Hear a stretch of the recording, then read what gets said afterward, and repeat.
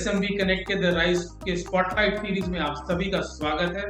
मैं सृजन नारायण हूँ। हमारी स्पॉटलाइट सीरीज में हम बिजनेस जगत के दिग्गज अपना नॉलेज और एक्सपीरियंस शेयर करते हैं। आज हम गोगते इलेक्ट्रिक सिस्टम्स के विवेक गोगते को अपने साथ पाकर बहुत एक्साइटेड हैं। वो अपनी अविश्वसनीय यात्रा हमारे साथ शेयर करने के लिए हमारे साथ जुड़े हैं।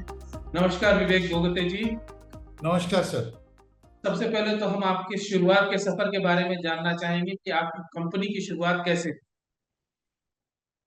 कंपनी की शुरुआत मैं पूना में इंजीनियरिंग किया इलेक्ट्रॉनिक्स एंड टेलीकम्युनिकेशन में।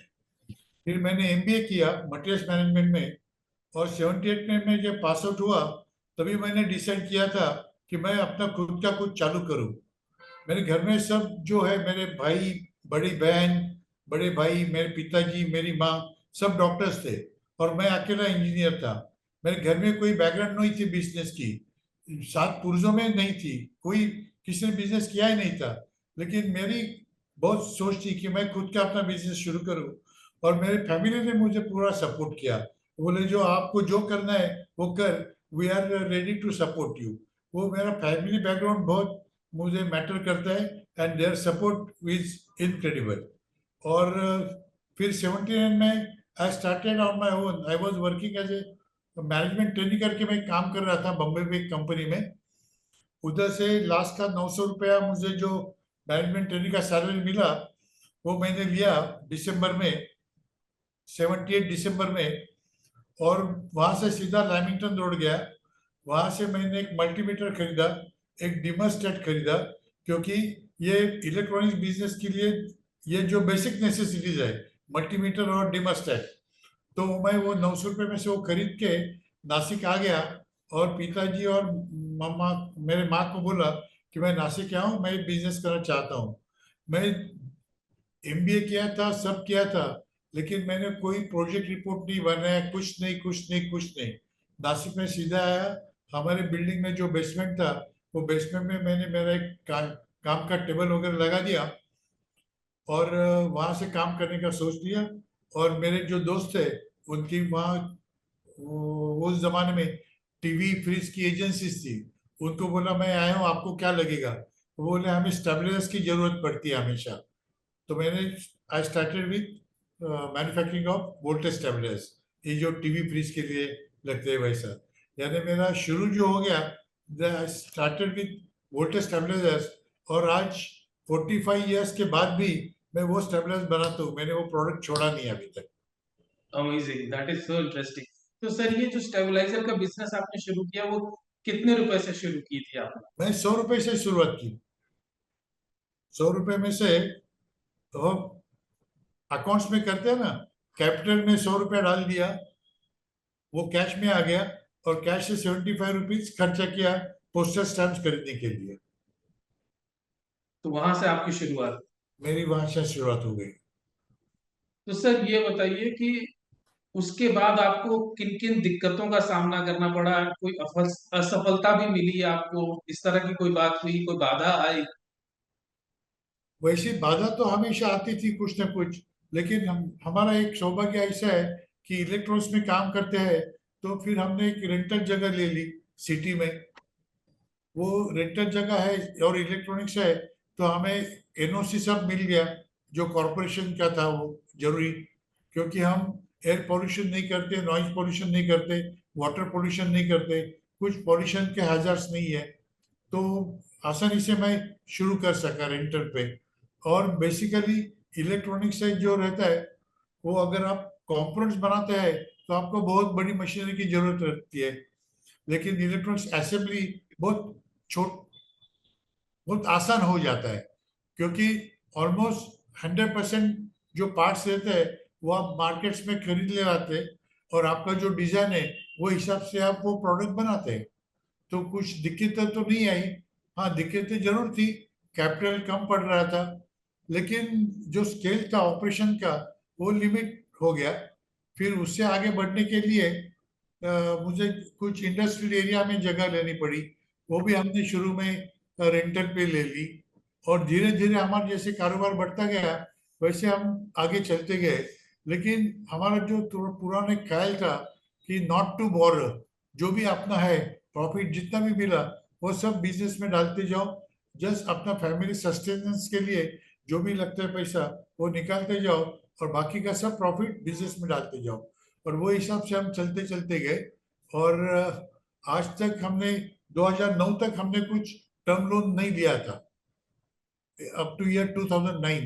2009 में हमने पहले हमारा टर्म लोन लिया, क्योंकि वो टाइम हमने हमारा जो इंफ्रास्ट्रक्चर था मैन्युफैक्चरिंग का वो अप टू डेट करने के लिए हमने पूरा एक एसएमटी लाइन हमारे यहाँ असेंबली के लिए डाल दी और वेब सोल्डरिंग मशीन लिया। वो जमाने में हमारा पहला वो 50 लाख का टर्म लोन लिया हमने, क्योंकि उसके पहले भी जो हमने फैक्ट्री की जगह ली वो भी खुद के पैसे से ही ली, कभी बैंक के पास गए नहीं। बैंक के पास गए थे हम तो सिर्फ वो वर्किंग कैपिटल के लिए गए थे। और टर्म लोन तो हमने अभी बताया वैसा 2009 में पहले उठाया। और अभी ऐसा हो गया है कि बैंक वाले हमारे पीछे है, आपको जितना चाहिए हम देने को तैयार है, क्योंकि अ, वो भी अच्छे बोरोवर देखते ही है ना। तो टाइमली रिपेमेंट हो रहा था, everything was there. In last 45 years of my business हमारा एक भी चेक अभी तक कभी बाउंस नहीं हुआ है। I am proudly saying it. तो हमने वो फाइनेंशियल कमिटमेंट इज हमारे कोर वैल्यूज बोलते हैं ना, वैसे कोर वैल्यू है हमारी वो। That is very interesting sir, जिस तरीके से आप बता रहे हैं कि आपने टर्म लोन भी 2009 में लिया। तो सर ये बताइए कि जिस तरह से आप शुरुआत की बात बता रहे थे कि रेंटल प्लेस, उसके बाद आपने अपनी फैक्ट्री सेटअप की, ये सारा कुछ जो आप अभी बता रहे हैं, तो वहां से चलते चलते 79 से चलते चलते यहाँ तक आते आते अभी आपके कौन कौन से प्रोडक्ट मार्केट में हैं? अभी हमारे प्रोडक्ट्स हैं आपको जैसे बताया वैसे, वो टीवी स्टेबलाइजर्स, फ्रिज के स्टेबलाइजर्स है। फिर सर्वो कंट्रोल वोल्टेज स्टेबलाइजर्स हमने 1986 में चालू किया बनाने का, वो भी आज अभी भी चालू है। और ये जो सर्वो कंट्रोल वोल्टेज स्टेबलाइजर्स है अप टू 2000 केवीए रेटिंग तक हम बनाते हैं ऑयल कूल टाइप के। फिर यूपीएस बनाते हैं हम, ऑनलाइन यूपीएस है। ऑफलाइन यूपीएस तो बनाते थे लेकिन आजकल ऑफलाइन का थोड़ा मार्केट कम हो गया। लेकिन डोमेस्टिक इन्वर्टर्स है, कमर्शियल इन्वर्टर्स है, इंडस्ट्रियल इन्वर्टर्स है, यूपीएस है, ये सब हमारा एक वर्टिकल है। और दूसरा जो वर्टिकल है उसमें हम हमारे जो मीडियम वोल्टेज स्विचर जो कंपनीज है उनको लगने वाले प्रोडक्ट्स हम बनाते हैं। उनके जो वेरियस पैनल्स लगते हैं, आरएमयू पैनल, एफआरटीयू, उसके लिए जो कंट्रोलर्स लगते हैं, बैटरी चार्जर्स लगते हैं, वो सब हम बनाते हैं। ये हमारा दूसरा वर्टिकल है। और तीसरा जो है वो हम ईएमएस काम करते हैं काफी लोगों का। हमारे पास अभी अल्ट्रा मॉडर्न सेटअप है। I am proudly saying that very few companies in Nashik have such setup. और हमारे पास पूरा end to end automatic conveyorise SMT line है। तो सर 79 से अभी तक चलते चलते आपने कई बार अपने प्लांट को मॉडर्नाइज करने का भी सोचा होगा, वो सब आप लोग कैसे करते हैं? वो R&D या मॉडर्नाइजेशन किस तरीके से होता है आपके यहाँ? We make a 5 years plan कि हमें 5 साल के बाद हमें कहाँ जाना है, और उसके लिए आज से तैयारी हम शुरू करते हैं। उसके लिए क्या रिसोर्सेस लगेंगे, resources in terms of machinery, infrastructure, in terms of man power कैसी लगने वाली है, वो हिसाब से हम प्लानिंग करते हैं। और वो हिसाब से हमारा आगे आगे काम बढ़ते जाता है। सो मॉडर्नाइजेशन आप लोग 5 साल की प्लानिंग में ही डिसाइड करते हैं कैसे कैसे करना या और हमारे जो कस्टमर्स है वो अभी हमारे जो कस्टमर्स है कुछ मिडिल ईस्ट से है, लेकिन उनके प्रिंसिपल्स यूरोप में है। तो यूरोपियन स्टैंडर्ड से उनको हमारा मैन्युफैक्चरिंग सेटअप चाहिए। तो वो हिसाब से हमारे पास उनके हमेशा ऑडिट्स होते हैं। No doubt we are great channel vendors to most of them. Still, they come and audit our systems, audit our operations, and they suggest us कि ये ऐसा इसमें ऐड करो, ये प्रोसेस इसमें ये टेस्टिंग और ऐड करो। और वो भी जो भी उनका जो सुझाव रहता है वो हम खुले दिमाग से एक्सेप्ट करते हैं and we try to improve our quality. क्योंकि वो सिर्फ वो कस्टमर के लिए वो क्वालिटी इम्प्रूव होती है ऐसी नहीं है। वो जो हॉरिजॉन्टल जो डिप्लॉयमेंट बोलते हैं वैसे हम बाकी सब कस्टमर्स के लिए भी, हमारे जो प्रोडक्ट्स है उसके लिए भी करते हैं। सो ओवरऑल जो क्वालिटी परफॉर्मेंस है हमारा, वो ऑटोमेटिकली इम्प्रूव हो जाता है। तो सर ये तो आप अपने मॉडर्नाइजेशन के और कस्टमाइजेशन की बात कर रहे हैं, किस तरीके से आप करते हैं। तो ये बताइए सर कि आपके कितने कर्मचारी होंगे अभी और क्या टर्नओवर होगा, कितने यूनिट्स आपने लगाए हैं, इन सब के बारे में थोड़ा बताइए। हमारे जो है आज के जमाने में, हमारे टोटल स्ट्रेंथ जो है, सीईओ से लेके ऑर्डिनरी ऑपरेटर तक, हमारे 200 लोग हमारी कंपनी में काम करते हैं। और हमारा जो ये साल का टर्नओवर है, that will be around 80 crores ये इसमें, ये साल में। और मुझे खुशी है बताने में कि 50% से ज्यादा भी महिलाएं हमारे यहाँ कंपनी में काम करती है, और वो भी रिस्पॉन्सिबल पोजीशन पे वो काम करती है। Obviously sir, definitely this is a proud thing to say. तो सर ये बताइए कि आपका भविष्य में क्या सोचना है, कि भविष्य के बारे में कंपनी की क्या पहल रह सकती है। भविष्य के बारे में हमारा जो विजन है, वो विजन ऐसा कहता है हमें, we want to build a growth oriented, profitable and sustainable organisation. यानी मैं 79 में शुरू किया, नाउ आई एम रनिंग 70, लेकिन मेरे बाद भी ये कंपनी ऐसी चलनी रहनी चाहिए। मेरा लड़का है, वो भी वैसे ही वो हिसाब से चालू करे, और हम रहे ना रहे, ये जो कंपनी है वो आगे चल के ऐसे सस्टेनेबल रही है। वो हमारा भविष्य के लिए प्लान है। और ग्रोथ जो है, वो सिर्फ कंपनी का ग्रोथ नहीं, फिर उसमें जो काम करते हैं इंडिविजुअल ग्रोथ भी उनका होना चाहिए। यानी जो काम करता है एम्प्लॉय, उसके पर्सनल गोल्स और कंपनी के गोल्स वो अगर अलाइन हो गए, तो it's a win win situation for both. और वही अगर मैच होता है तो ही कंपनी प्रोग्रेस कर सकते हैं, इसमें मुझे बहुत स्ट्रांग बिलीफ है।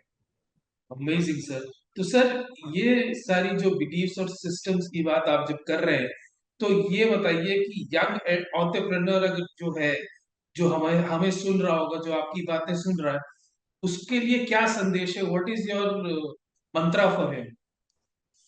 जो यंग एंटरप्रेन्योर्स है, उनके लिए मैं पहले बताऊंगा एक चीज, कि जो ग्रोथ रहता है, वो हम हमेशा देखते हैं कि किसी का स्पाइरल ग्रोथ रहता है। यानी फर्स्ट ईयर उसने 5 करोड़ का धंधा किया, सेकंड ईयर में 25 करोड़ का किया, थर्ड ईयर में 75 करोड़ किया, फोर्थ ईयर में 200 करोड़ किया। ये जो स्पाइरल ग्रोथ रहता है, वो स्पाइरल ग्रोथ जब भी होता है अंडर टू कंडीशंस। एक है, यू हैव एक्सेप्शनल प्रोडक्ट और सर्विस जो दुनिया में कोई बनाता नहीं है। अगर वो आपके पास है तो ये स्पाइरल ग्रोथ पॉसिबल है। और दूसरा स्पाइरल ग्रोथ पॉसिबल है, आपके पास अगर कोई आपके पीछे गॉड फादर है, कि वो गॉड फादर आपको बिजनेस देते ही रहता है, आपकी जितनी कैपेसिटी है उतनी आपको करना है।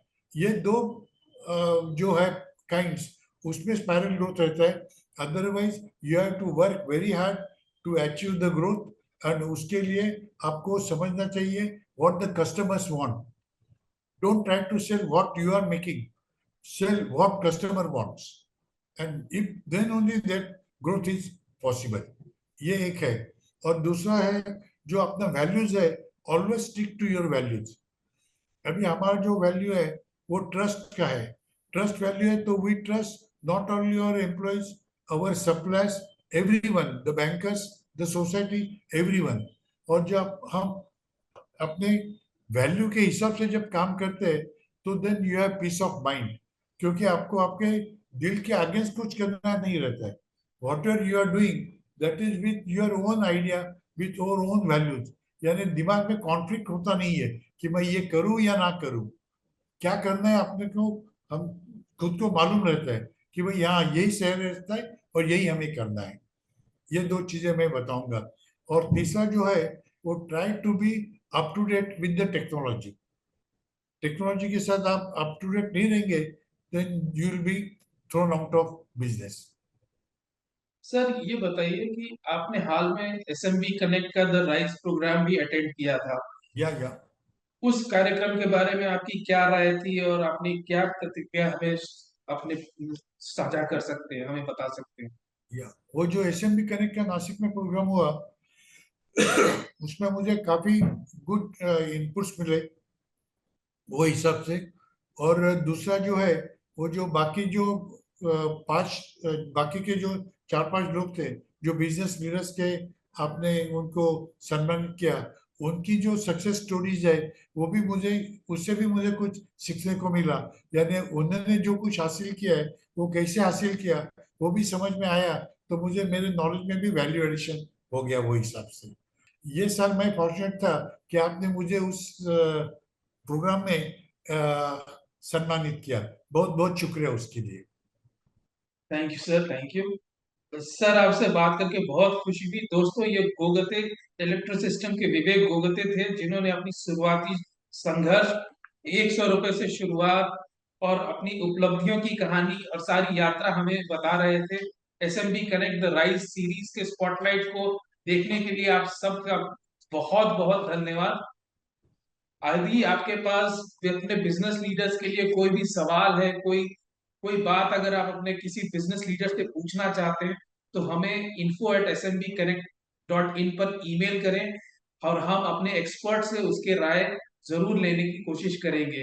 हमारे यूट्यूब चैनल पे हमें हमारे वीडियो को सब्सक्राइब करें और एसएमई इकोसिस्टम में अपडेट रहने के लिए हमारे फेसबुक, लिंक्डइन, ट्विटर और इंस्टाग्राम पर फॉलो करते रहें। आज हमारे साथ जुड़ने के लिए सर आपका फिर से धन्यवाद। उद्योग जगत के एक नए दिग्गज को हम दोबारा अपने स्पॉटलाइट सीरीज में लेके आएंगे। सर, आशा करता हूं आपको हमारे साथ बात करके अच्छा लगा होगा। जरूर, मेरी खुशी है। Thank you very much.